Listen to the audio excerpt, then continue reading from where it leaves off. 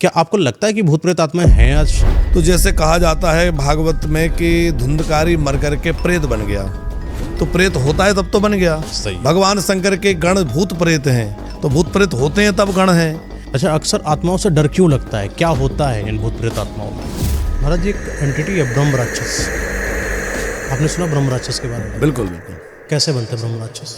भूत प्रेतों का कोई ठिकाना होता है कि आपको यहाँ पर दिखाई पड़ सकता है? तो संत का अंतिम समय होता है शव के साथ, तो न जलाया जाता है, दफनाया भी शायद सही से नहीं जाता है, उनको बैठने के कुछ बैठा के जो है दफनाया जाता है। तो ये कैसे क्या होता है बताइए? तो नागा साधु की जो मृत्यु होती है उनके शरीर को देखना नहीं चाहिए, ऐसा भी होता है कुछ? किन्नर की मृत्यु का कुछ अलग ही नियम होते हैं, पता चल जाता है इनको कि मरने वाले हैं, और इनकी जो अंतिम संस्कार की क्रिया क्या होती है। कैसा इंसान जब खत्म होता है तो वो आत्मा बन जाता है। जीव आत्मा को गरुड़ पुराण के अनुसार जब यमराज के दूत आकर के ले जाते हैं तो दक्षिण दिशा की ओर वो ऐसी भूमि आती है जहाँ भूमि एकदम गरम गरम होती है, उस पर उसको चलाया जाता है।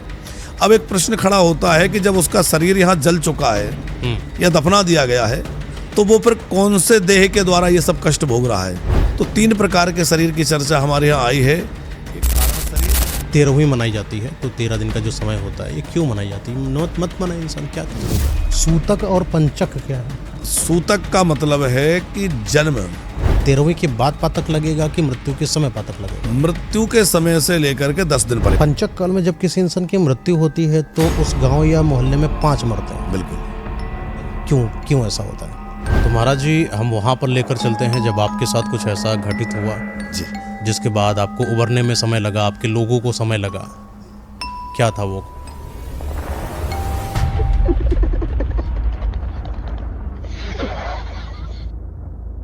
दोस्तों, स्वागत है आपका एक हॉरर पॉडकास्ट में। एक ऐसी कहानी जो वृंदावन के एक महाराज जी के साथ घटित हुई, और वो कैसा हुआ और किस तरीके से हुआ, जो बड़ा अजीब सा रहा। महाराज जी खुद बताएंगे तो आपको सही से समझ में आएगा, मैं आपको बताऊंगा तो थोड़ा अलग सा लगेगा। महाराज जी, आप ये बताइए कि पहले तो, क्योंकि आपकी कहानी है ही जी, आपने देखा भी, आपके साथ कुछ महसूस हुआ, और मैं अपने लोगों को जो इन सब चीज़ों पर भरोसा रखते हैं कि भूत प्रेत आत्माएं सच में हैं भी कि नहीं हैं, या सिर्फ मात्र एक भ्रम है, उन लोगों को मैं दिखाता रहता हूँ कि लोगों के साथ क्या क्या घटित हुआ। क्या आपको लगता है कि भूत प्रेत आत्माएं हैं आज? बिल्कुल। भूत प्रेत जितनी भी चीज़ें हमारे शास्त्रों में कही गई हैं, चाहे वो भूत हो, प्रेत हो, बेताल हो, पिशाच हो, पिशाचनी हो, तो ये सारी चीज़ें होती हैं। जो नहीं होता तो उसका नाम ही नहीं होता, तो जिसका नाम है वो है। अब आप कहेंगे कि इसके लिए क्या उदाहरण कहा जाए, तो जैसे कहा जाता है भागवत में कि धुंधकारी मर करके प्रेत बन गया, तो प्रेत होता है तब तो बन गया। सही। भगवान शंकर के गण भूत प्रेत हैं, तो भूत प्रेत होते हैं तब गण हैं। इसी प्रकार अनेक उदाहरण ऐसे हैं कि पापी आत्मा मरने के बाद वो प्रेत योनि में चला गया, भूत योनि में चला गया, पिशाच योनि में चला गया। तो इस तरह से योनियां हैं, और जो कुछ भी कहा जाता है वो सब है। बिल्कुल नितांत सत्य है कि भूत प्रेत आत्माएं सब होती हैं। तो महाराज जी, हम वहाँ पर लेकर चलते हैं जब आपके साथ कुछ ऐसा घटित हुआ जी, जिसके बाद आपको उबरने में समय लगा, आपके लोगों को समय लगा। क्या था वो? वो एक बड़ी अद्भुत घटना थी। चूँकि हम लोग भागवत कथा के माध्यम से सब जगह आना जाना होता है, और कभी गांव, देहात, शहर, कस्बा, सभी तरह के स्थानों में कथाएं होती हैं। तो कुछ समय पहले एक ऐसे स्थान पर कथा हुई जो थोड़ा ग्रामीण अंचल था, और हम लोगों को जहां रुकवाया गया वो जगह उस गांव से लगभग 1.5-2 किलोमीटर दूर थी, जहां एक मकान बना हुआ था और आसपास कोई खास बस्ती या कुछ नहीं था। तो वहाँ कोई पंचायत भवन जैसा भी था, और उसके पास एक बढ़िया सुंदर सा मकान था जिसमें हम लोगों को अपनी टीम के साथ ठहरना था। हम लोग रात्रि में वहाँ पहुँचे। तो पहली चीज़ तो यह है कि हम जब वहाँ पहुँचे तो रात्रि का समय था, और जैसे ही वहाँ हम पहुँचे तो हमें कुछ ऐसा लगा कि ये कुछ अजीब जगह है। जबकि लाइट थी, बहुत सारे लोग स्वागत सत्कार के लिए खड़े हुए थे, बहुत सारी चीज़ों की सुविधा उन लोगों ने जुटा रखी थी, पर हमें अंदर से कुछ लगा कि ये कुछ यहाँ है, या कुछ थोड़ा सा अटपटा लगा।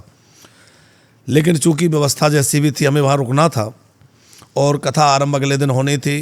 तो कथा की शुरुआत हुई। लगभग 20-22 लोगों की टीम हमारे साथ जो थी, वो सब अलग अलग कमरों में वहाँ ठहरे हुए थे। तो रात्रि में जब लोग सोने लगे तो वहाँ लोगों को कुछ अलग अलग अनुभव हुए, जैसे किसी को लगा कि कोई मेरे कंबल को खींच दिया, किसी को लगा कि किसी ने मेरी खटिया को हिलाया है। हम खुद एक अलग कक्ष में सोए हुए थे तो हमें लगा कि दरवाजे के पास कोई व्यक्ति खड़ा हुआ है। हम उठ करके गए, देखा तो वहाँ कोई नहीं था। हमें लगा परिकर से कोई शायद उठा होगा, निकला होगा, कोई बात नहीं है। फिर हम सो गए। कुछ समय सोने के बाद फिर ऐसा लगा कि शायद कोई बाहर है। तब हमारे समझ में आ गया कि कौन है, कुछ तो है, कुछ है।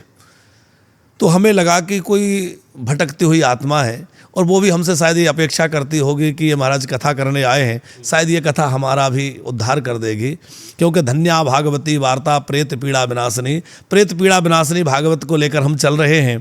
तो शायद ये आत्माएं भी जो यहाँ भटक रही हैं, इनका भी यही उद्देश्य रहा हो या सोचती हो कि इनसे महाराज जी से हमारा भी कुछ कल्याण होगा।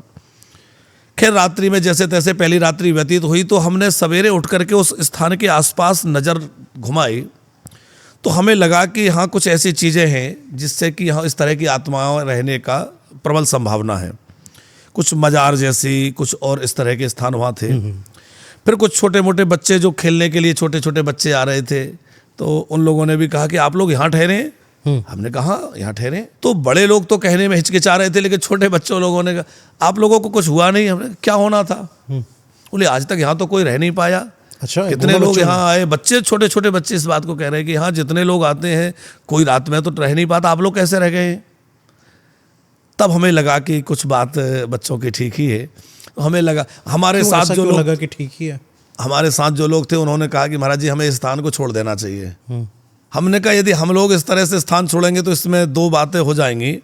एक तो लोगों के लगेगा कि ये लोग डर गए, दूसरी बात ये बड़ा गलत मैसेज जाएगा कि जो भागवत करते हैं, इतने बड़े भागवत ग्रंथ को लेकर चल रहे हैं, वो लोग डर के बाहर चले गए। दूसरी बात यह है कि यदि ये आत्माएं हमसे कल्याण की कामना रखती हैं तो हमारा धर्म है कि भटकती हुई उन आत्माओं को सदगति के लिए हम कुछ प्रयास करें। फिर हम 2 दिन तक उस विषय पे चिंतन करते रहे, कुछ अपने मंत्रों का जप किया जिसके प्रभाव से वहाँ जो लोगों को परेशानियाँ हो रही थी वो कुछ कम हुई। फिर हमने चिंतन एकांत में बैठ करके कि आखिर किस प्रकार इन आत्माओं को सदगति मिले। तो वहाँ कुछ इस तरह की अनुभूति हुई कि वो चाहती हैं कि आप हमारे लिए कुछ करें। तो फिर हमने वहाँ मूल पाठ भागवत का करवा करके और संकल्प पूर्वक कि यहाँ जो भी दुर्गति को प्राप्त ऐसी आत्माएं हैं उनकी सदगति हो जाए। और जब वो पाठ आरंभ किया तो वहाँ जैसे कोई कृतज्ञता ज्ञापित करता है, इस तरह से हमें लगा कि कोई हमसे आकर कह रहा है कि आपने हमारा कल्याण कर दिया। और फिर धीरे धीरे वो उपद्रव शांत हो गए। जो लोगों के साथ कुछ घटनाएं हो रही थी, कुछ लग रहा था कि कोई बाहर निकल के बाथरूम करने भी जाने में लोग डरने लग गए थे। मतलब लोगों में बड़े भय का वातावरण बन गया था। जो हमारे साथ लोग थे वो तो बहुत डरे हुए थे। हमने कहा किसी को डरने की आवश्यकता नहीं है, ठाकुर जी हमारे साथ है, भागवत जी हमारे साथ है, हमारे साथ कोई अनहोनी नहीं होगी। तो ये तो निश्चित हो चुका था कि यहाँ कुछ ऐसी आत्माएं हैं, पर हमने उनके कल्याण के लिए जो भी साधन किया उससे वो सब शांत हो गए। और बाद में हमें ऐसी अनुभूति हुई कि उन सब का कल्याण हो गया। और हमें इस बात की बड़ी प्रसन्नता और संतुष्टि रही कि चलो हमारे यहाँ रहने से ये स्थान भी इन आत्माओं से मुक्त हो गया। और सबसे बड़ी बात कि ये आत्माओं को भी मुक्ति मिल गई और ये भगवत धाम को चली गई। तो गाँव वाले लोगों को भी बड़ा आश्चर्य था कि आप उस स्थान पर 7 दिन रह लिए। हमने कहा क्या हर्ज है? बोले नहीं, थोड़ा ऐसा था, कुछ वो अलग है। तो लोग अलग अलग ढंग से उस बात को कह रहे थे, स्पष्ट कहने में डर रहे थे। तो हमने कहा आप अब सब लोग निश्चिंत हो जाइए, यहाँ आप कोई डरने जैसी बात नहीं रह गई है। तो यानी कि अगर कोई आत्माएं कहीं पर हैं तो उनका निवारण भी है? बिल्कुल है, बिल्कुल है जी। अच्छा, अक्सर आत्माओं से डर क्यों लगता है? क्या होता है इन भूत प्रेत आत्माओं में? देखिए, भूत प्रेत के अंदर डराने जैसा कुछ नहीं है। यदि देखा जाए तो वो हमारा कुछ भी अनिष्ट नहीं कर सकते। भूत प्रेत क्या करते हैं कि वो अलग अलग रूप में आपके सामने आ जाएंगे। कभी कुछ बनकर आ गए, कभी कुछ बनकर आ गए। वो एक हवा का रूप ही तो है। तो हवा के रूप में आपको कुछ ऐसी अनुभूतियां कराएंगे जिससे आप भयभीत हो जाएं। लेकिन कहा जाता है भय का भूत, वो केवल आपको भयभीत कर सकते हैं, आपका अनिष्ट नहीं कर सकते। तो आपको उनसे डरने की आवश्यकता नहीं है कि आप उनसे डर जाएं, क्योंकि जितना आप डर के भागेंगे वो आपको और ज़्यादा डराएंगे। और यदि आप डटकर खड़े हो जाएंगे तो वो भूत प्रेत आत्माएं आपका कुछ भी अनिष्ट नहीं करेंगी। तो आप उनके कल्याण के लिए कुछ कामना कर सकते हैं। भगवान से प्रार्थना करें कि दुर्गति को प्राप्त जीव है, इसका कल्याण हो जाए। उसके लिए राम नाम का जप करिए, भगवान नाम का जप करिए। तो यदि गीता का श्लोक आपको याद है तो 2-4 गीता के श्लोक उनके सामने खड़े होकर सुना दीजिए। जैसे आपको लगता है कि हाँ कुछ है, कोई आपको डरा रहा है, कोई पीछे लगा है, तो आप भागिए मत, डरिए मत। डरेंगे तो वो आपके ऊपर हावी होगा, और आप नहीं डरेंगे तो वो आपसे पीछे हट जाएगा। और यदि आप उसके कल्याण की कामना से मंत्र जप करते हैं, कोई स्तोत्र पाठ करते हैं, तो वो आपसे प्रसन्न होकर आपके अनुकूल हो जाएगा और वो आपके सहायता के लिए सहायक बन जाएगा। और यदि आप उसका कल्याण करते हैं तो ये तो परम उद्धार की बात है। महाराज जी, एक एंटिटी है ब्रह्म राक्षस, आपने सुना ब्रह्म राक्षस के बारे में? बिल्कुल बिल्कुल। कैसे बनते ब्रह्म राक्षस? जो ब्राह्मण होकर के, ब्राह्मण शरीर प्राप्त करके संध्योपासना, गायत्री, वेद अध्ययन आदि करने के बाद कर्म भ्रष्ट हो जाते हैं। कई लोग ऐसे होते हैं कि जो विद्वान तो बहुत हैं, धर्मनिष्ठ कर्मनिष्ठ रहे, लेकिन बाद में उनकी कर्तव्य निष्ठा बिगड़ गई और वह किन्हीं कारणों के कारण अपने धर्म से च्युत हो गए, तो बाद में मरने के बाद वो ब्रह्म राक्षस बन जाते हैं। और ब्रह्म राक्षस इतना बलवान होता है कि वो जल्दी से किसी के पकड़ में नहीं आता, या जल्दी से किसी से वो अनुशासित नहीं होता, क्योंकि वो विद्वान रहा है, ब्राह्मण रहा है। तो उसके लिए फिर भगवद गीता का आश्रय, भगवान के विष्णु सहस्त्र नाम का आश्रय, इस तरह के स्तोत्रों से उसकी गति हो सकती है। महाराज जी, फिर क्या हो जब आपका कोई ब्रह्म राक्षस आपके ऊपर सवार हो जाए जी, और वो इतना ज्ञानी हो कि आपके ज्ञान के विपरीत चलने लगे? हाँ। एक ऐसा ही था, कोई एक इंसान था, उसने साधना करा, दरअसल उसको बड़ा ज्ञानी बनना था और ब्रह्मांड पे राज करना था। तो उसने सोचा कुछ नहीं कर सकते तो ब्रह्म राक्षस को सिद्ध करा जाए। सिद्धियाँ चालू करी, साधनाएँ चालू हुई, ब्रह्म राक्षस आ गए। लेकिन ब्रह्म राक्षस एक नहीं, उसकी साधना इतनी ज़्यादा प्रबल थी कि कई ब्रह्म राक्षस उसके ऊपर सवार हुए, उसके घर के ऊपर सवार हुए। तो कहा जाता है कि उसके घर में बड़ी अजीब सी आवाज़ें आने लगी, धम धम की आवाज़ें आई। तो जब भी कभी वो अकेला लेटा होता तो ऐसा लगता है कि उसके सीने के ऊपर कोई बैठा हो, उसकी आंखों में कोई देख रहा हो, पानी में किसी की तस्वीर बन रही हो। अकेले बैठता था तो उसको लगता था कि कोई पीछे बैठा हुआ मेरे। बड़ा परेशान हो गया इस बात को लेकर। तो उसने एक मतलब तांत्रिक से मुलाकात करी कि आखिर कैसा करा जाए। तो तांत्रिक को बताया सब कुछ कि ऐसा ऐसा हुआ था, फिर मैंने साधना करी, फिर ब्रह्म राक्षस मुझे मिला, एक नहीं कई सारे मिल गए। तो उन तांत्रिक ने कई सारी योजनाओं के तहत कई सारी सिद्धियों को भी साधना करने के लिए बोला। साधनाएं भी हुई, सिद्धियाँ भी मिली, पर कई सारे जब ब्रह्म राक्षस निकल गए तो एक ब्रह्म राक्षस बड़ा ढीठ आदमी, वो हनुमान चालीसा इधर से सीधी पढ़ता था, वो उधर से उल्टी पढ़ता था। ये जो फिर उसको कैसे निवारण करेंगे? देखिए, विद्वान लोग ही ब्रह्म राक्षस बनते हैं, और ब्रह्म राक्षस कई बार इतने विद्वान होते हैं कि जिसके ऊपर सवार हैं वो उससे अधिक ज्ञानी हैं।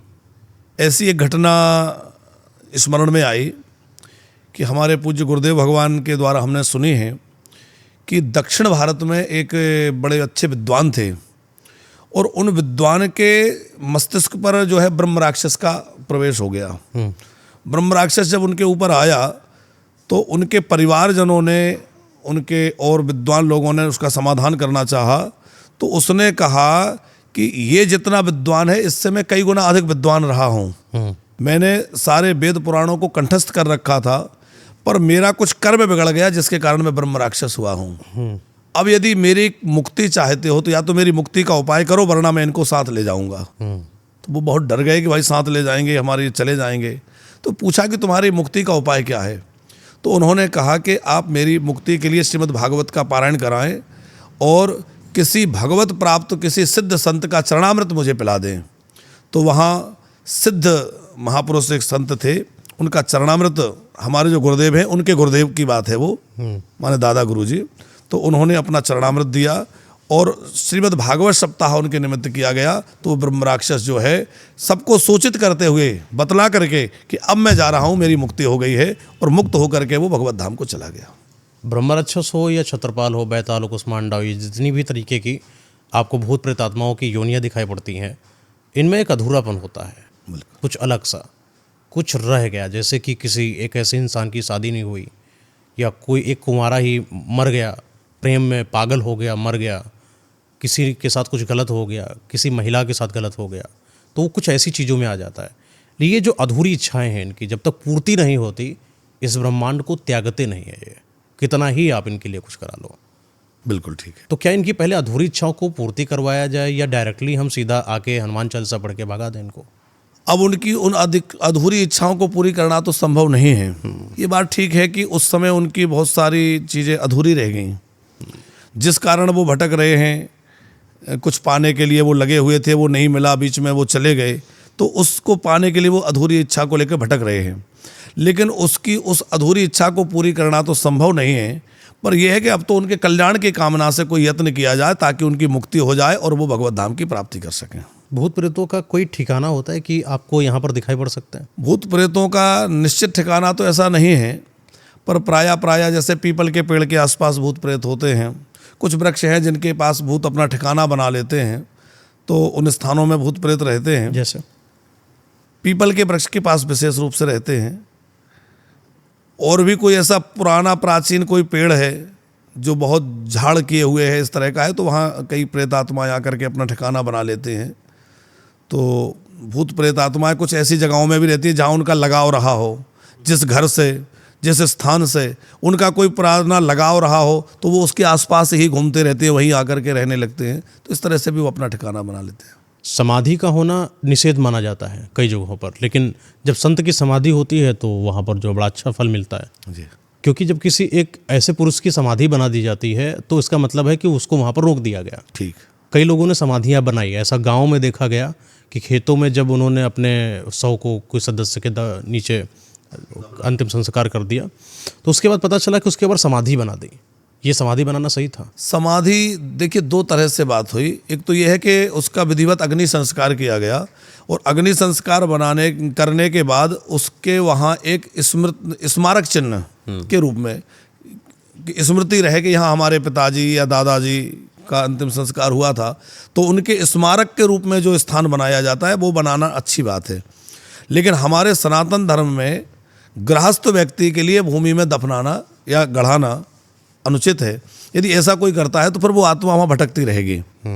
तो सिद्ध संत जो होते हैं उनके लिए वो प्रशस्त है, चूँकि वो भगवत प्राप्त हैं, वो जीवन मुक्त हैं, वो जीते जी ही मुक्ति को प्राप्त कर लिए हैं, तो उनके लिए वो नियम लागू नहीं होता है। तो ऐसे कई संप्रदाय संतों के हैं जिनमें उनको भूमिगत करके उनको भूमि में समाधि दी जाती है।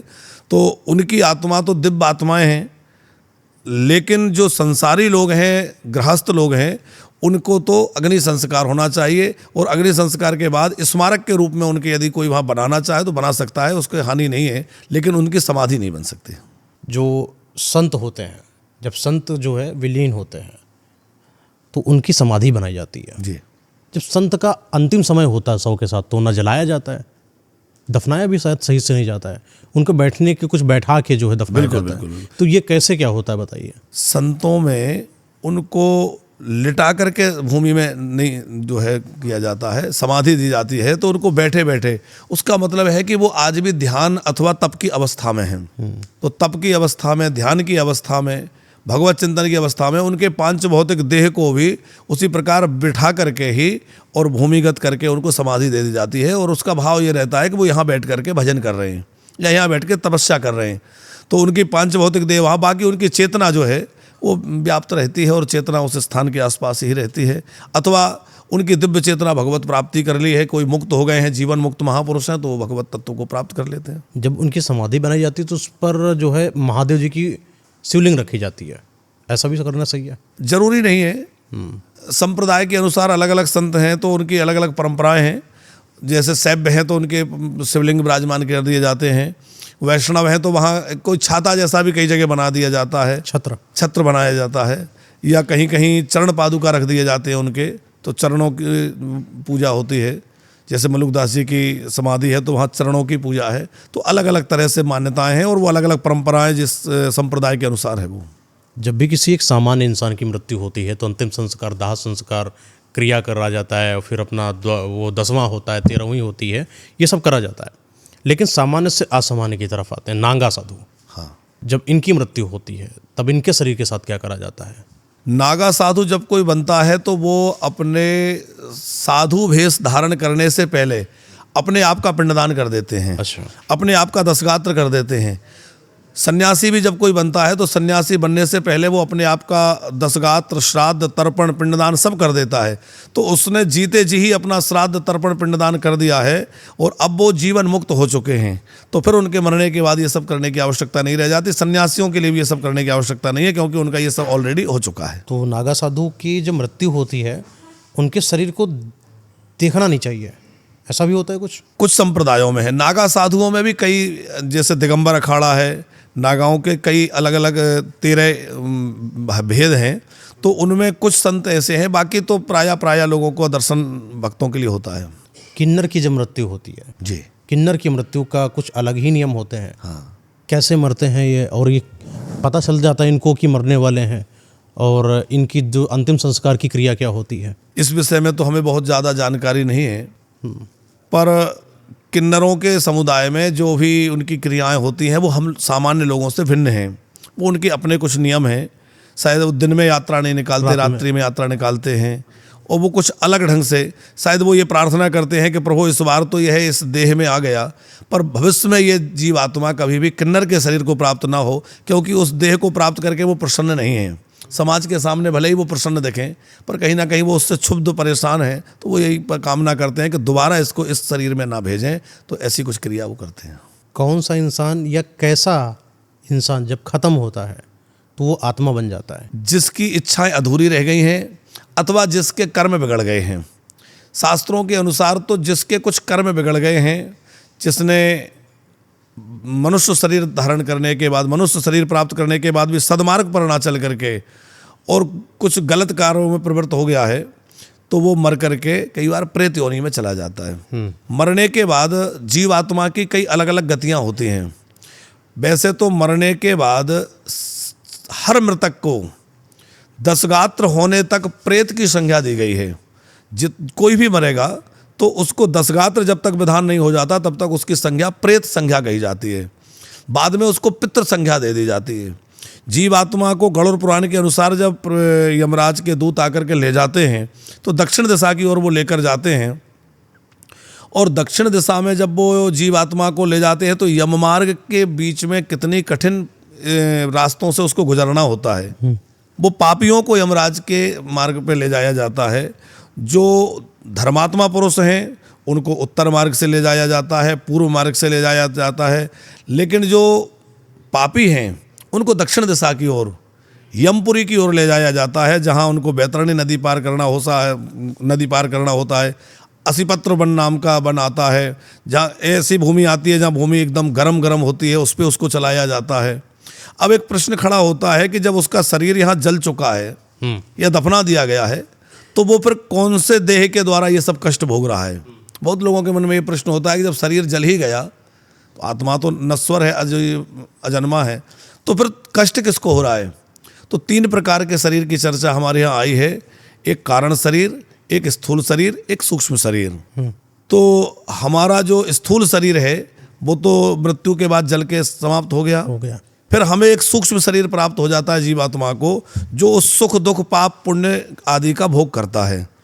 तो कारण शरीर वो होता है जैसे हम स्वप्न में कहीं जा रहे हैं, अब हम सोए हुए तो हैं, हमारा स्थूल शरीर तो बिस्तर पे पड़ा है, शरीर भी इसको बोलते हैं। हाँ। लेकिन स्वप्न में कोई गया तो कौन गया, किसने स्वप्न देखा, तो वो कारण शरीर है जो देख रहा है कि हम कहीं घूम रहे हैं। और सूक्ष्म शरीर जो है वो सुख दुख आदि का भोग करता है, वही नरकों की यात्रा भोग करता है। और उसकी विशेषता ये है कि उसको कितने भी कष्ट दिए जाए वो मरेगा नहीं।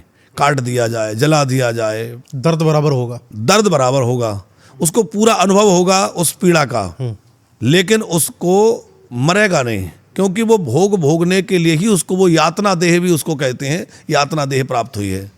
तो वो संयमनीपुरी और रौरव नरक आदि में जाकर के कष्ट भोगता है।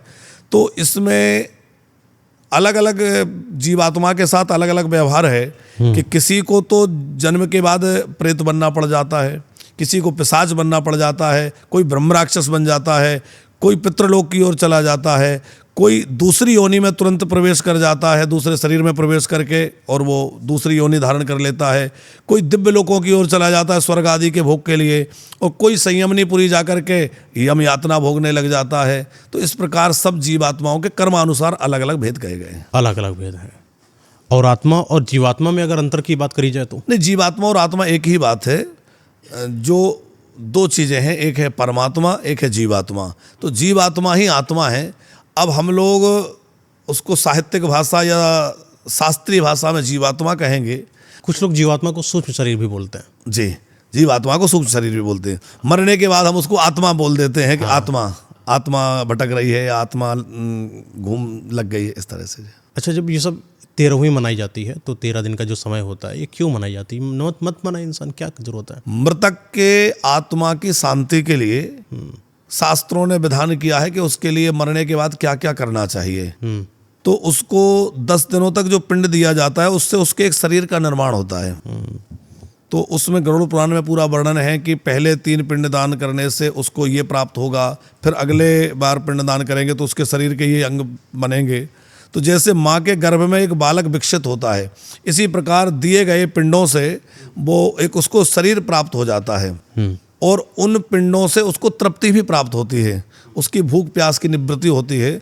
तो 10 दिनों तक 10 गात्र आदि करना चाहिए, फिर एकादशा, द्वादशा और त्रयोदशा तक कर्म करके, और उस मृत आत्मा के कल्याण के लिए, जैसे कि कोई व्यक्ति पापी था, लेकिन हम चाहते हैं कि हमारा वह स्वजन पापी होते हुए भी नरकों में ना जाए, प्रेत ना बने, तो उसकी दुर्गति ना हो, तो उसके निमित्त यदि हम श्राद्ध तर्पण विधिवत करेंगे तो वह पापी होते हुए भी दुर्गति को प्राप्त ना होकर भगवत धाम को प्राप्त कर लेगा। सूतक और पंचक क्या है? पंचक यह है कि 5 नक्षत्र ऐसे हैं जो पंचक संज्ञक कहे गए हैं। वैसे तो पंचक कई प्रकार के होते हैं, पर जो सामान्य जन में प्रचलित हैं वो धनिष्ठा से लेकर रेवती नक्षत्र तक के जो 5 नक्षत्र हैं, ये पंचक संज्ञक कहे गए हैं। इनमें होने वाला काम पुनरावृत्ति होकर 5 बार होता है, ऐसा मानना है, पर उसमें सारे काम निषेध नहीं है। जैसे काष्ठ एकत्रित करना, घर छाना, चूल्हा बनाना, अंतिम संस्कार करना या अग्नि संबंधित कार्य, इस तरह के कुछ कार्य पंचकों में वर्जित हैं।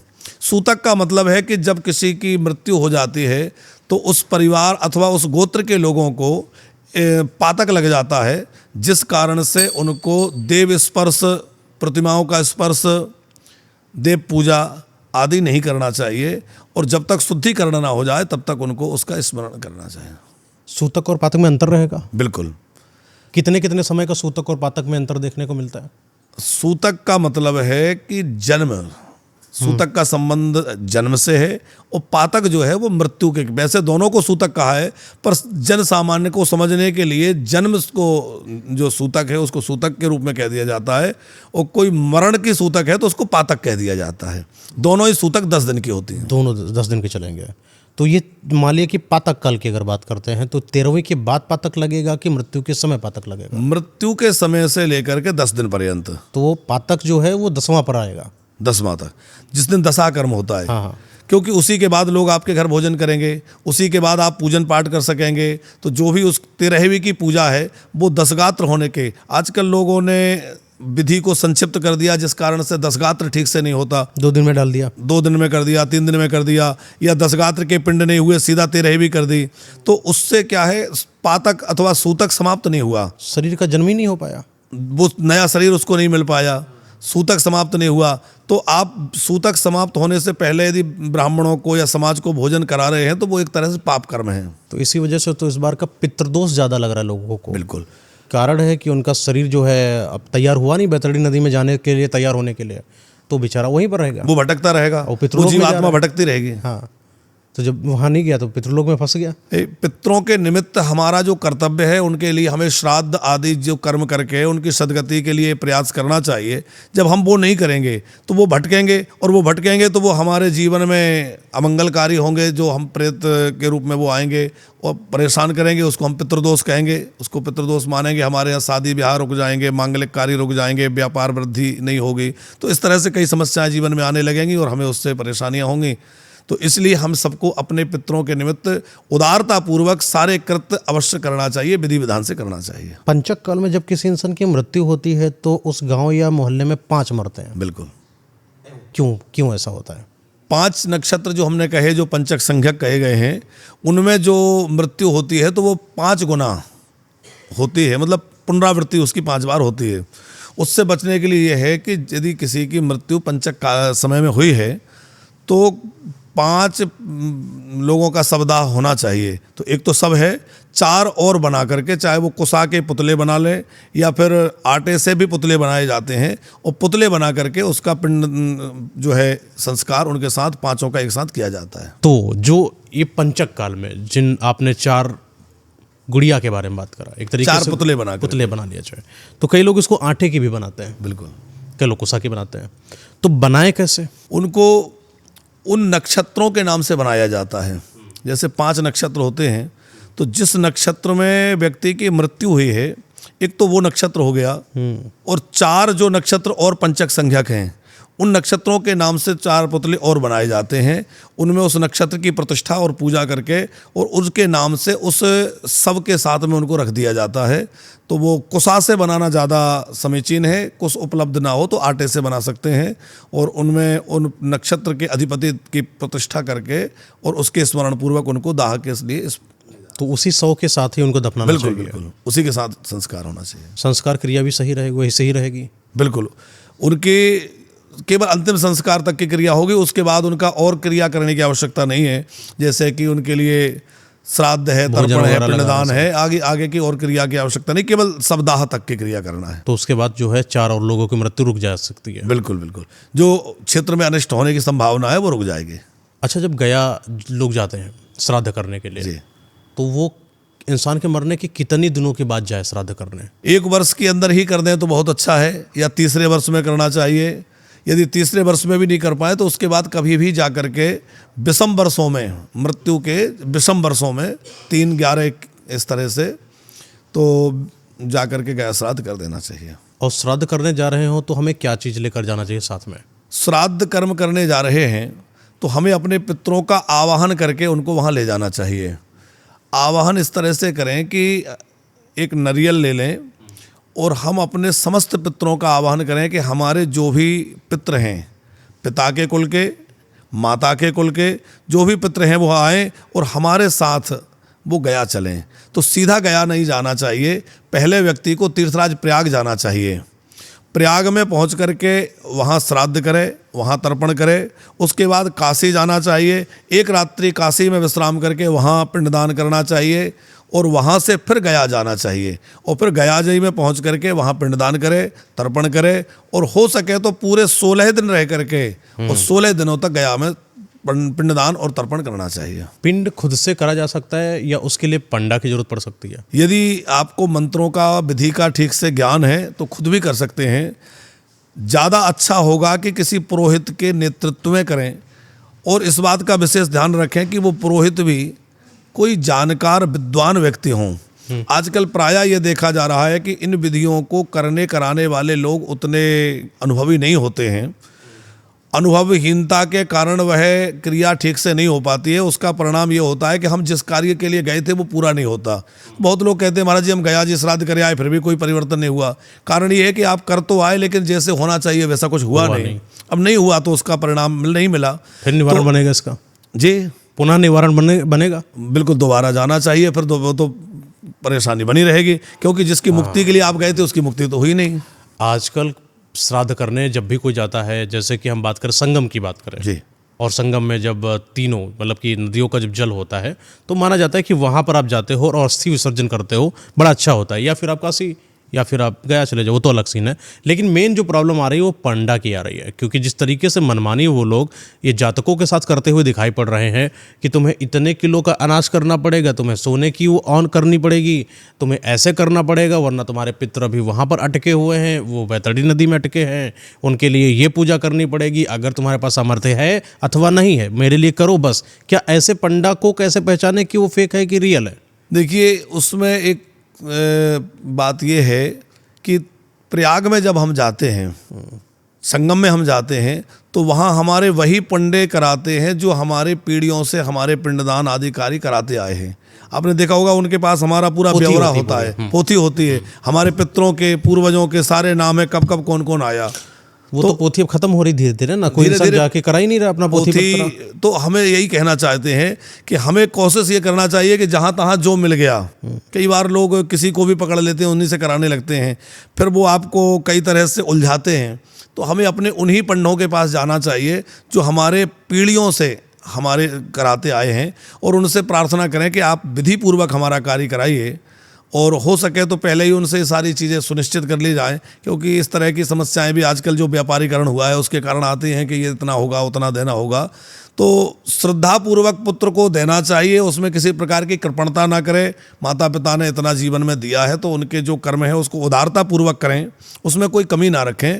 पर जबरदस्ती लूटपाट करना ये भी बहुत अनुचित है, तो इस बात का उनको भी ध्यान रखना चाहिए। योग्य व्यक्ति से सब कर्म कराना चाहिए। जब बच्चा जिसके माँ बाप खत्म हो जाते हैं, माँ खत्म हो जाती है, उसके लिए ये चीज़ बोल देना किसी पंडा के द्वारा या पुरोहित के द्वारा कि तुम्हारे तो माँ बाप ने तुमको इतना सब कुछ कर दिया है और एट द एंड जब वो जा रहे हैं तुम उनके लिए इतना नहीं कर सकते, तुम 50 किलो का अनाज नहीं दे सकते, तुम एक तरीके का इमोशनल ब्लैकमेल करना है ना। तो ये कहीं ना कहीं अपना घर बेच दे। एक तो जिस माँ बाप ने बनाकर उसको वो घर दिया, वो घर बेच दे अपने ही फायदे के लिए। ये कौन से पितृ सही हो जाएंगे? नहीं, घर बेचने के लिए या कोई संपत्ति नष्ट करने की बात नहीं है। बस बात यह है कि वो उदारतापूर्वक, देखिए दोनों पक्षों को इस विषय में विचार करना होगा। कि पुत्र को ये विचार करना है कि वो अपने माता पिता के कर्म में किसी प्रकार की कृपणता ना करे। यदि वो सक्षम है तो उदारतापूर्वक कर्म करे। तो वो पूरा घर देने को है नहीं, जो सहजता से कर पापा अगर नहीं होंगे तो अगर जब वो खत्म होंगे तो जाहिर सी बात है कि कोई आएगा, तुम अपने पिताजी के लिए क्या कर सकते हो, तो भैया तुम मेरा घर साम्राज्य सब लेके जाओ। तो ये भी तो उदारता ही है। इस पर भी वो हमारे शास्त्रों ने उसकी भी विधि कही है। शास्त्र ये नहीं कहता कि आप सब कुछ लुटा दीजिए। शास्त्र कहता है कि आपको कितना करना है, किस तरह से करना है। हमारे यहाँ तो एक एक चीज का वर्णन है ना। तो पिता के निमित्त पुत्र को क्या क्या चीजें करनी चाहिए, कितनी करनी चाहिए, किस मात्रा में करनी चाहिए। हमारे यहाँ तो ये भी है, यदि व्यक्ति अक्षम है और वो श्राद्ध करने में पूरी तरह से अक्षम है, निर्धन है, तो वो एक मुट्ठी चारा कहीं से निकाल के, घास कहीं से निकाल के और गाय को डाल देता है। उससे भी उसका तर्पण, उसका पिंडदान पूर्ण मान लिया जाता है। तो यदि व्यक्ति के पास कुछ भी नहीं है, वो एक मुट्ठी घास निकाल के गाय को खिला देगा, उसका पूरा पिंडदान हो गया। लेकिन यदि है तो वो शास्त्र विधि जो कुछ करने के लिए कहती है वो करे। पंडाओं के लिए भी इस बात का ध्यान रखना पड़ेगा कि भाई किसी की भावनाओं का गलत इस्तेमाल ना हो और उसको भावुक करके उसका दोहन ना किया जाए। नहीं, भावुकता, अब अपना माँ बाप किसी का खत्म हुआ है, स्वाभाविक है कि उसके अंदर भावुकता होगी। और उस समय आप ऐसी बातों को जिक्र कर दें कि पिताजी तो तुम्हारे लिए करके गए 10 बीघा, 1 बीघा तो हमारे नाम लिखा दो। नहीं, हमारे नाम लिखाने का मतलब नहीं है। यदि कोई कहता है हमें दे दीजिए तो ये अनुचित है। भाई आप श्रद्धापूर्वक कहीं भी अपने माता पिता के कल्याण के लिए जो चीज़ें शास्त्रों में वर्णित हैं कि उनके निमित्त गोदान कराएं, उनके निमित्त ये दान कराएं, वो करना चाहिए। कोई आदमी करोड़पति, अरबपति, मीडियम क्लास फैमिली, एक मीडियम का कुछ स्तर नहीं पता, किसी का 10 घर बना, किसी का 3 घर बना। अब नहीं समझ में आ रहा है कि हम कैसे करें। तो एक लिमिटेड चीज़ बता दीजिए, जैसे कोई श्राद्ध करने जाए और पंडा को अगर मान लिया कुछ भी इसको गणित ना लगाना हो, अंक गणित ना लगाए, बीज गणित ना लगाए, सीधी बात है कि इतना सा कर दो, ठीक है भैया। सबसे महत्वपूर्ण है कि अपने माता पिता के लिए एक तो गोदान कर दे। जरूरी नहीं है तीर्थ में जाके कर दे। यदि उनके जीते जी उनके हाथ से मरणासन्न अवस्था में करा दिया या मरने के बाद करा दिया, गोदान अवश्य करे। यथाशक्ति अन्नदान करे, उनके निमित्त सैया दान करे। सैया भी अपनी सामर्थ्य अनुसार जितना उसमें सामग्री रख सके, वस्त्र आदि वो रखे। तो गोदान, सैयादान और पिंडदान ये अवश्य करना चाहिए। बाकी अपनी श्रद्धा और सामर्थ्य के अनुसार है। फिर तो आपकी इतना तो मतलब होना ही चाहिए, इतना होना चाहिए। चलिए, बाकी अगर कुछ भी ना हो पाए तो सिर्फ एक चारा ले लो। बहुत ज़्यादा ही अभाव है और कहीं किसी कुछ भी नहीं है तो केवल आप गाय को चारा भी खिला देते हैं तो आपका पिंडदान मान लिया जाएगा। अच्छा, अब आगे चलते हैं इस चीज़ को, अस्थि विसर्जन। जब फूल चुगने की बारी आती है, यानी अस्थि को हम कलेक्ट कर रहे होते हैं, तो जब हम अस्थियों को ले लेते हैं, कितने समय के बीच में ही हमको विसर्जित कर देना चाहिए अस्थियां? शास्त्र के नियम के अनुसार तो 10 दिन के अंदर ही अस्थियों को जल में, गंगा जल में विसर्जित कर देना चाहिए। आजकल देखा जाता है बहुत लोग उनको रख देते हैं, वो महीनों या सालों साल भी कई लोग रखे रहते हैं।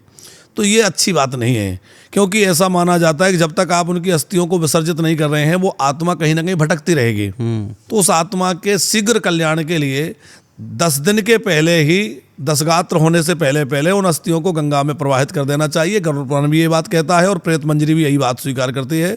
तो 10 दिन के पहले अस्थियों को ले जा करके गंगा में प्रवाहित कर देना चाहिए। अब जिनको नहीं पता है कि अस्थि चुगना यानी फूल चुगना कैसे, जब हमारे किसी सदस्य की चिता जल जाए, राख हो जाए, तो ठंडी, अब हम हड्डी निकाल रहे हैं अगर, तो कैसे निकाले, नियम क्या है? उसका नियम है, वहाँ ले जा करके पहले उस भस्मी को ठंडा कर शीतल करने के लिए दूध और जल को मिला करके उस पर सींचा जाता है। फिर वहाँ संकल्प किया जाता है अस्थि संचय का।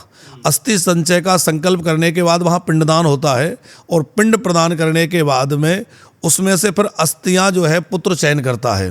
तो जिसने अग्नि प्रदान की है, मुख्य रूप से वह जो मुखाग्नि दी है वो पुत्र चयन करेगा। साथ में यदि और भी जैसे एक पिता के 3-4 पुत्र हैं तो वो लोग भी या परिजन भी साथ में लेंगे और उनको एक मिट्टी के घड़े में एकत्रित करेंगे।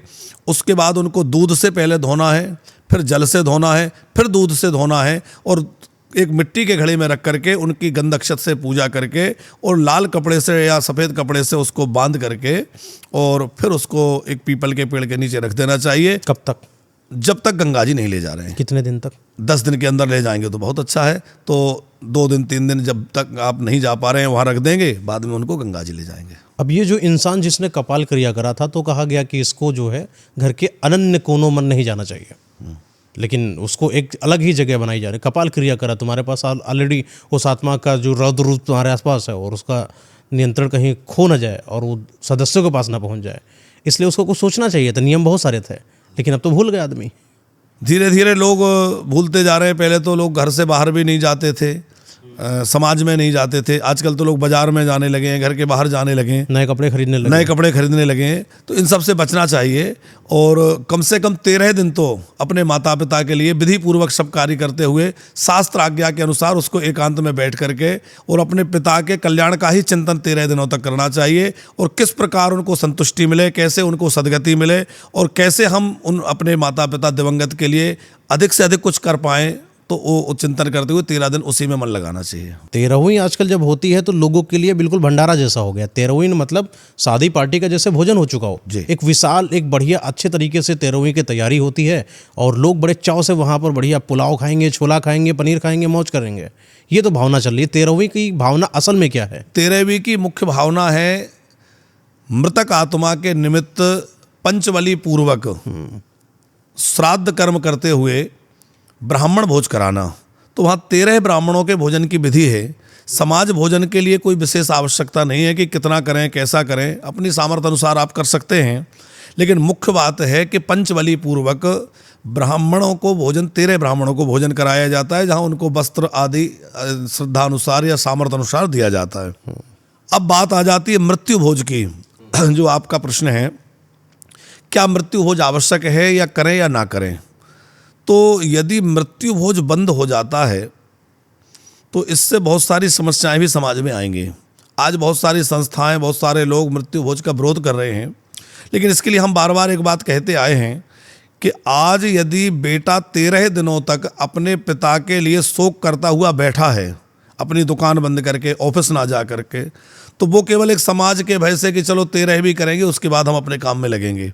यदि हमने मृत्यु भोज बंद कर दिया, 13 भी बंद करा दी, तो उसका परिणाम ये होगा कि वो 3 दिन 4 दिन में ही सब कुछ करके ब्राह्मण जिमा करके अपने काम में लग जाएगा। दूसरी बात यह है कि मृतक के प्रति संवेदना जताने जो दूर दराज से आपके परिजन, स्वजन या आपके रिश्तेदार आए हैं, तो क्या वो आपके घर आने के बाद संवेदना व्यक्त करने के बाद होटल में जाके भोजन करेंगे या कहाँ जाएंगे?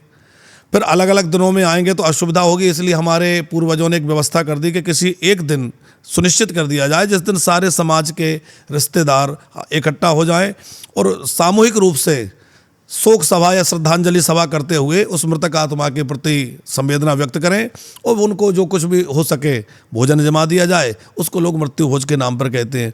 उसमें विविध वर्ग के लोगों के मुख में जो भोजन जाता है वो भी एक प्रकार का श्राद्ध है।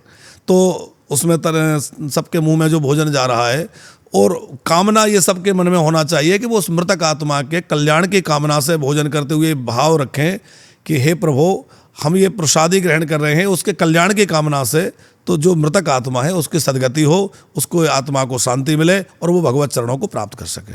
किन किन लोगों की 13वीं में जाना चाहिए? विशेष रूप से अपने इष्टमित्र, स्वजन, या जो हमारे प्रति विशेष प्रेम रखता था, तो उसकी भी कामना रहती है कि हमारा इस व्यक्ति के प्रति प्रेम था तो ये आता है कि नहीं।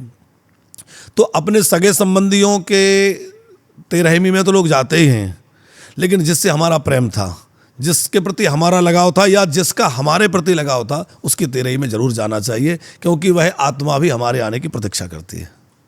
एक जब चिता सजाई जाती है तो ये हमारे में एक श्रृंगार है। ठीक। और जब चिता सजाई जाती है तो आजकल लोगों को नहीं पता, लकड़ी डाला और वैसे ही रख दिया और कुछ भी जो भी अपने पास आसपास है सब कर दिया, क्योंकि सही तरीका नहीं पता। ठीक। तो किसी इंसान के घर का कोई सदस्य खत्म हो चुका है, उसको चिता सजानी है, वो चिता कैसे सजाए? देखिए, उस समय जब हमारे घर से कोई चला जाता है तो पूरा परिवार शोक में डूबा होता है और वो इस स्थिति में नहीं होता है कि वो बहुत ज़्यादा कुछ कर पाए। तो उसके लिए समाज के लोगों को आगे आकर के उस विधि को संपन्न कराना चाहिए। उसके लिए हो सके तो कुछ ऐसे ब्राह्मण भी होते हैं जिनको महापात्र कहा जाता है, वो तो इम्पोर्टेंट है। महापात्र ब्राह्मण को बुला करके वो विधि कराना चाहिए, ताकि महापात्र उस विधि को ठीक तरह से बता सकें। क्योंकि आजकल लोगों में उतने जानकारी नहीं है, जानकारी के अभाव में किस तरफ उसके पैर करना है, कहाँ पिंडदान करना है, किस तरह से उसको सजाना है, उसकी पूरी जानकारी नहीं होती बताइए है। आप महाराज जी। तो उसके लिए पहले तो बांस लेकर के और बांस की जो उसके लिए सब यात्रा ले जाने के लिए एक अर्थी बनाई जाती है। तो कील ठोकनी चाहिए बस? अर्थी कील नहीं ठोकनी चाहिए, वो रस्सी से बांधी जाती है, कलावा से बांधी जाती है। कौन सी रस्सी होगी उसमें? सन की रस्सी से उसको बांधा जाता है। चर्रा वरा से नहीं बांध सकते प्लास्टिक का? ना, छर्रा से नहीं बांध सकते, प्लास्टिक का प्रयोग बिल्कुल वर्जित है। उसमें कुसा ले सकते हैं और सन की रस्सी ले सकते हैं, उसमें कलावा ले सकते हैं, कलावा सन की रस्सी मिलाकर अथवा कुसा मिला करके उससे बांधना चाहिए। कुसा ही नीचे उसमें आसन के रूप में बिछा देना चाहिए। कुसा के अभाव में कांस भी ले सकते हैं, वैसे कुसा का विधान है, कुसा की आसन लगाएं और कुसा के आसन पर उसको सबको लिटा करके सहित ऊपर से कपड़ा उड़ाना है। कई जगह कपड़ा बिछाने का भी विधान है, कुसा के बाद कपड़ा बिछा करके और सबको रख करके ऊपर से वस्त्र उड़ाया जाता है। यदि मरने वाली कोई सुहागन महिला है तो उसको लाल वस्त्र उड़ाया जाता है, और वैसे सामान्य सभी के लिए सफ़ेद वस्त्र का विधान है। उसके बाद उसको सजाया जाता है, वहाँ अबीर, गुलाल, पुष्प आदि आदि के द्वारा उसको सजा करके। वो एक हमारी भावना होती है कि हम इनको अंतिम विदाई दे रहे हैं तो हम कितने अच्छे ढंग से दे सकते हैं। तो अंतिम विदाई में उनको जैसे लोग गाजे बाजे के साथ भी ले जाते हैं। सही तरीका है कि भगवान नाम संकीर्तन के साथ, कुछ झांझ मंजीरे के साथ भगवान नाम कीर्तन करते हुए ले जाएं, ताकि उस भगवान नाम के जप से, कीर्तन से उस मृत आत्मा को शांति मिले और उस नाम के जप के प्रभाव से वो आत्मा मुक्त हो जाए। कीवड़ा भी डाला जाता है, ये क्या है? सुगंध के लिए, सुगंधित होना जरूरी है। सुगंध यदि वहाँ रहेगी तो अच्छा होगा। तो एक तो ये भी भावना है कि मृतक के शरीर से किसी प्रकार की दुर्गंध ना निकले या किसी और को उसका इन्फेक्शन या कोई चीज़ ना हो, तो उसके लिए भी कुछ चीज़ों का ध्यान रखा जाता है। केवड़ा आदि, इत्र और चंदन, ये सुगंध के लिए वहाँ डाले जाते हैं। कई बार देखा जाता है कि जब चिता जल रही होती है उसमें सौ रखा है, अचानक वो खड़ा हो गया। कई मामलों में आधा धड़ खड़ा हो बिल्कुल हो जाता है। तो कई बार हाथ खड़ा हो जाता है, कई बार सौ खड़ा हो जाता है, मुड़ जाता है पैर। बिल्कुल ऐसा डरना चाहिए जी, इस चीज़ से डरना चाहिए। डरने की कोई बात नहीं है, इसमें डरने जैसा कुछ नहीं है। कभी कभी शरीर जलते जलते हड्डियों का किसी प्रकार से हाथ सीधा हो जाए, तो इसमें डरने जैसा कोई बात नहीं। कई लोगों का मानना होता है कि उसमें आत्मा आई और चली गई, प्रवेश कर रही है फिर जा रही है। देखिए, ये तो ठीक है कि जिसका शरीर जल रहा है वो आत्मा आसपास ही होती है और वो आत्मा यमराज के दूतों की पकड़ में होती है, लेकिन उस समय उसको कुछ देर के लिए छोड़ा जाता है कि जिसके लिए तुम अपने परिवारजनों के लिए इतना अधिक मोह से आसक्त थे, आज देखो वही तुम्हारे सबको जला रहे हैं और तुम्हें विदा कर रहे हैं सब। तो ये संसार के स्वरूप को समझ लो, जिसके लिए तुमने इतना पाप कर्म किया, जीवन भर जिसके लिए इतना कुछ किया, आज वो सब लोग तुम्हें फूंकने आए हैं। तो थोड़ी देर के लिए उस आत्मा को वहाँ छोड़ा जाता है। वो कहा जाता है कि जब वो आत्मा आती है तो वो देखती है कि मेरा शरीर जल के नष्ट हो गया, मेरा घर जल के नष्ट हो गया, तो वो बड़ी तड़फड़ाती है, कष्ट पाती है और कई बार वो प्रवेश करने का प्रयास करती है, फिर उसको यमराज के दूतों के द्वारा खींच कर ले जाया जाता है। ये पापी आत्माओं के साथ प्रायः ऐसा होता है। काफ़ी अलग अलग क्रियाएं बहुत जगह पर होती हैं। तो बहुत कुछ ऐसे प्रश्न हैं जो पूछे जा सकते हैं और मृत्यु एक ऐसी चीज़ है जहाँ पर आप बात करते चले जाएं और आपको पता चलता जाएगा कि अलग अलग समुदायों के अलग अलग विधान रहे और हर एक विधान अपने आप में एक परंपरा नहीं लेकर आया। ठीक। तो बहुत सारी ऐसी चीज़ें, अगर आपको ऐसा लगता है कि कुछ और भी चीज़ें जानना चाहते हैं आप मृत्यु के विषय में, तो हमारे पास बहुत सारे ऐसे लोग जैसे महाराज जी हैं, वो आपको बहुत अच्छे से चीज़ें समझा रहे हैं। तो आप अपने कमेंट करके ज़रूर डालिएगा कि आपके जगह पर जहाँ पर आप रहते हो वहाँ की जो विधि विधान है, क्या हम लोगों के जो पॉडकास्ट में जिन तरीके की बातें करी गई हैं वैसा है कि नहीं। अपने बुजुर्गों से संपर्क करें। विधिवत जानकारी के लिए अपने आसपास के पुरोहित जी, पंडित जी से संपर्क करें। बाकी और क्या किया जा सकता है महाराज जी, बता सकते हैं आप लोगों को? किसी की भी मृत्यु के बाद शोक ना करते हुए, देखिए अब मृत्यु हो गई है, शोक का विषय भी है, पर उस समय पुत्र आदि का धर्म यह है कि वो शोक त्याग करके और अपने स्वजन के कल्याण के निमित्त जो भी अधिक से अधिक सत्कर्म कर सके वो उसको पूरी श्रद्धा भाव से करनी चाहिए। जैसे कि उसके अंतिम संस्कार में पूरी सावधानी रखें, शास्त्र विधि का विधिवत पिंडदान हो, रास्ते में जो पिंडदान होते हैं, सवदाह के साथ जो पिंडदान होते हैं, अस्थि संचय में जो पिंडदान होते हैं, उसके बाद लगातार 10 दिनों तक प्रतिदिन जो पिंडदान होते हैं वो नित्य प्रति पिंडदान करे। और उसके बाद 10 गात्र विधि पूर्वक करे, गंगा जी में अस्थि विसर्जन समय से करे, 10 गात्र करे। आजकल तो लोग सिर मुड़वाना भी नहीं चाहते। हाँ, सिर क्यों मुड़वाया जाता है? सिर मुड़वाने का पीछे एक कारण है कि हमारे बालों में सूतक का वास माना जाता है। अच्छा। तो बाल कटवाने से सूतक की निवृत्ति मानी जाती है, तो गोत्र अथवा कुल के लोगों को बाल कटाए जाते हैं। तो अपने माता पिता अथवा जो भी हमारे स्वजन दिवंगत हुए हैं उनके निमित्त गोदान, और जितना अधिक से अधिक हम उनके लिए सत्कर्म कर सकें, पिंडदान के रूप में, गोदान के रूप में, अन्नदान के रूप में, या भगवान नाम जप के रूप में गरुड़ पुराण का पाठ करें, गीता का पाठ करें, तो इस तरह से उनके कल्याण के निमित्त जितना अधिक से अधिक हो सत्कर्म करना चाहिए, ताकि उस मृत आत्मा को शांति प्राप्त हो और वह भगवत धाम की प्राप्ति कर सके। क्या बात है, बहुत बढ़िया। बहुत बहुत धन्यवाद आपका महाराज जी, समय देने के लिए, हम लोगों के बीच में आने के लिए। राधे राधे महाराज। राधे राधे राधे।